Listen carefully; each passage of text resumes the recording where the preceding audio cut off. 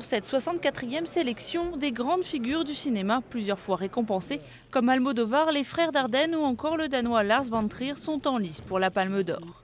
Au total, 49 films sont sélectionnés, toutes catégories confondues, de quoi offrir un large spectre du cinéma, près de 33 pays représentés, de nouveaux jeunes talents et plusieurs réalisations avec une résonance toute particulière sur les événements qui ont secoué le monde en 2011. Cette année, c'est vrai que c'est assez frappant de voir comment, par exemple, le film de Radou Mihailanu, qui est tourné au Maroc, ou le film de Nadine Labaki, qui est tourné au Liban, évoque ce qu'on appelle désormais le printemps arabe.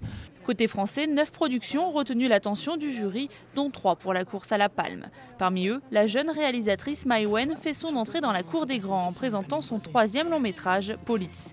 À ses côtés, Alain Cavalier défendra son Pater, un film très inventif réalisé avec peu de moyens.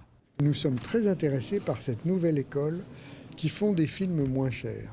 Et lui, en l'occurrence, avec une toute petite caméra, il filme lui-même, il s'éclaire lui-même, il prend le son lui-même. Vous pourriez le faire, le film, c'est comme la télévision. Et en même temps, il y a le talent. Dans la catégorie hors compétition, le film le plus attendu par la critique est La Conquête de Xavier Duringer, qui retrace l'ascension au pouvoir de Nicolas Sarkozy.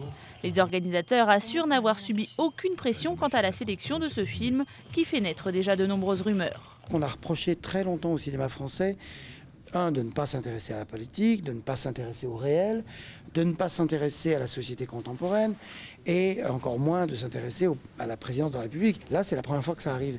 Et c'est aussi l'une des raisons pour lesquelles il nous semblait important de montrer ce film-là. Le glamour fait aussi partie du Cru 2011. Le président du jury, Robert De Niro, croisera entre autres Penélope Cruz, Jodie Foster ou encore Kirsten Dunst. Enfin, une soirée spéciale en l'honneur de l'acteur Jean-Paul Belmondo sera organisée.